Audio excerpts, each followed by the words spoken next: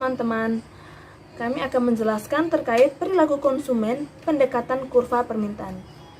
Jadi hal-hal yang akan kami bahas di sini yaitu yang pertama, pengertian dan pendekatan melalui kurva permintaan, yang kedua, penawaran produk, yang ketiga, harga pasar, dan yang keempat, surplus konsumen dan pajak penjualan. Saya akan menjelaskan pengertian dan pendekatan melalui kurva permintaan. Perilaku konsumen merupakan suatu proses yang berkaitan erat dengan proses pembelian. Pada saat itu, konsumen melakukan aktivitas-aktivitas seperti melakukan pencarian, penelitian, dan pengevaluasian produk. Perilaku konsumen merupakan hal-hal yang mendasari konsumen untuk membuat keputusan pembelian. Yang termasuk ke dalam perilaku konsumen selain mengenai kualitas produk, juga meliputi harga produk atau jasa tersebut. Jika harga suatu produk tidak terlalu tinggi, maka konsumen tidak akan terlalu lama membutuhkan waktu untuk memikirkan dan melakukan aktivitas perilaku konsumen.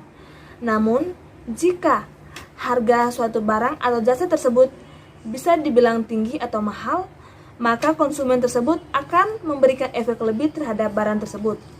Pembeli tersebut akan semakin lama melakukan perilaku konsumen seperti melihat, menanyakan, mengevaluasi, dan mempertimbangkan. Sedangkan kurva permintaan merupakan grafik yang menggambarkan hubungan antara harga dengan jumlah komoditas yang ingin dan dapat dibeli konsumen. Kurva ini digunakan untuk memperkirakan perilaku dalam pasar kompetitif dan seringkali digabung dengan kurva penawaran untuk memperkirakan titik equilibrium atau saat jumlah penawaran dan permintaan sama. Yang berikut pendekatan utilitas. Pendekatan utilitas ini menganggap bahwa jika konsumen membeli barang karena memperoleh manfaat atau nilai guna atau utility, di mana utility meningkat jika jumlah barang yang dikonsumsi meningkat. Dalam hal ini ada dua cara pengukuran nilai manfaat dari suatu komoditas, yakni secara kardinal atau nilai absolut dan secara ordinal atau pendekatan nilai relatif atau kurva indifference. Yang pertama, cardinal utility. Pendekatan nilai guna atau utility kardinal atau sering disebut dengan teori nilai subjektif, yaitu dianggap manfaat atau kepuasan yang diperoleh seorang konsumen dapat dinyatakan secara kuantitatif atau dapat diukur secara pasti, di mana keseimbangan konsumen dalam memaksimumkan kepuasan atau konsumsi berbagai macam barang dilihat dari seberapa besar uang yang dikeluarkan untuk membeli unit tambahan dari berbagai jenis barang akan memberikan nilai guna marginal yang sama besarnya. Oleh karena itu, keseimbangan konsumen dapat dicari dengan pendekatan kuantita. Pendekatan kurva indifference. Pendekatan ini menggunakan konsep ordinal utilitas, di mana tingkat utilitas diukur melalui order atau ranking, tetapi tidak disebutkan utilitas secara pasti. Pendekatan ini muncul karena adanya keterbatasan yang ada pada pendekatan kardinal, meskipun bukan berarti pendekatan kardinal tidak memiliki kelebihan. Pada umumnya, konsumen tidak hanya mengonsumsi satu komoditas, tetapi komoditas lainnya. Misalkan saja masyarakat mengonsumsi dua komoditas, yaitu barang X dan barang Y. Kurva kepuasan sama IC yaitu kurva yang menggambarkan tingkat utilitas yang sama untuk berbagai kombinasi komoditas. Artinya, setiap kombinasi menggunakan dua atau lebih jenis barang yang akan dikonsumsi mempunyai tingkat kepuasan yang berbeda. Tingkat-tingkat utilitas yang ditetapkan pada beberapa kelompok barang menunjukkan peringkat dari barang-barang tersebut. Yang berikutnya, penawaran produk. Penawaran produk dalam ilmu ekonomi adalah banyaknya barang atau jasa yang tersedia dan dapat ditawarkan oleh produsen pada konsumen pada setiap tingkat harga selama periode waktu tertentu. Penawaran dipengaruhi oleh beberapa faktor, antara lain harga barang, tingkat teknologi, jumlah produsen di pasar, harga bahan baku, serta harapan, spekulasi atau perkiraan. Di antara faktor-faktor di atas, Harga barang dianggap sebagai faktor terpenting dan sering dijadikan acuan untuk melakukan analisis penawaran.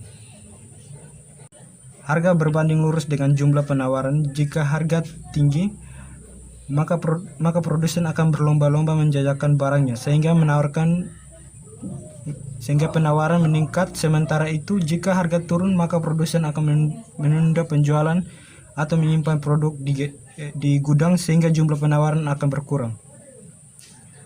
Faktor teknologi akan mempengaruhi output barang atau jasa yang akan dihasilkan produsen. Semakin tinggi teknologi, semakin cepat barang yang dihasilkan, maka semakin pula penawaran yang terjadi.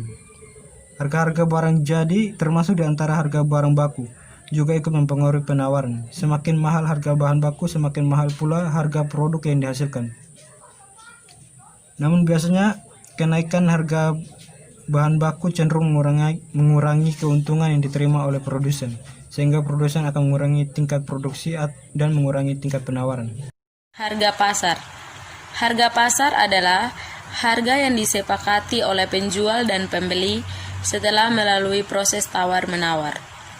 Harga pasar terbentuk karena adanya kekuatan permintaan dan penawaran.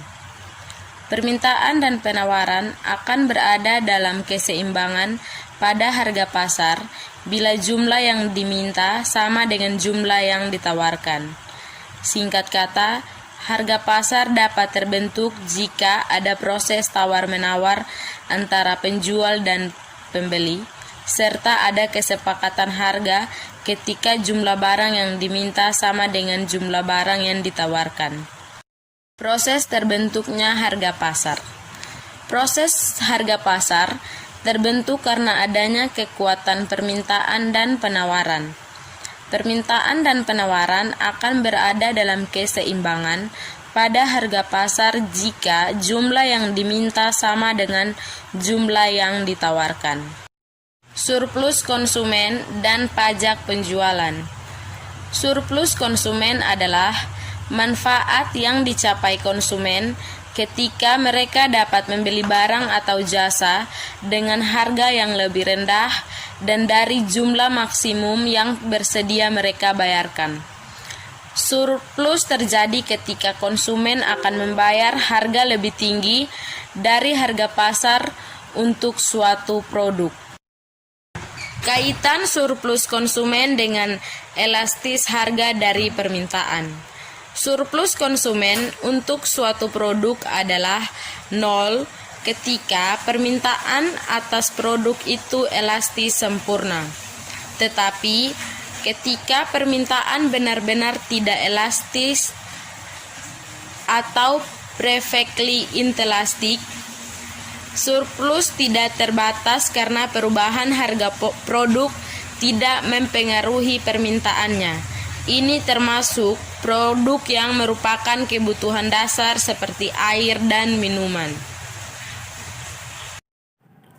Surplus konsumen dan pajak penjualan. Kurva permintaan biasanya miring ke bawah karena permintaan untuk suatu produk biasanya dipengaruhi oleh harganya. Dengan permintaan tidak elastis, surplus tinggi karena permintaan tidak terpengaruh oleh perubahan harga dan konsumen bersedia membayar lebih untuk suatu produk. Dalam keadaan seperti itu, penjual akan menaikkan harganya untuk mengubah surplus konsumen menjadi surplus produsen. Atau dengan permintaan elastis, perubahan kecil dalam harga akan menghasilkan perubahan besar dalam permintaan. Ini akan menghasilkan surplus konsumen yang rendah karena pelanggan tidak mau membayar sebanyak sebelumnya. Indikasi dari surplus konsumen. Surplus tertinggi terjadi ketika keuntungan ekonomi produsen adalah 0. Sebaliknya, nilainya 0 ketika produsen dapat menerapkan diskriminasi harga sempurna atau diskriminasi harga tingkat pertama. Diskriminasi harga sempurna terjadi ketika produsen menetapkan harga berdasarkan harga tertinggi yang bersedia dibayar oleh seorang individu. Surplus konsumen ditambah surplus produsen sama dengan surplus ekonomi total yang merupakan total manfaat yang diperoleh konsumen dan produsen ketika mereka berdagang di pasar bebas.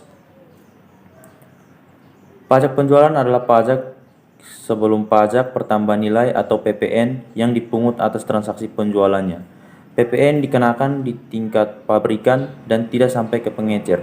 Pajak ini harus dilihat secara teliti untuk menentukan biaya jual. Pajak dikenakan pada setiap transaksi dan tidak ada mekanisme pengurangan atas pajak yang sudah dibayar pada tahap perolehan bahan baku. Maka dari itu akan timbul cascading effect, yaitu pajak akan terus bertambah pada tiap mata rantai pasokan dan akhirnya akan dibebankan pada harga jual.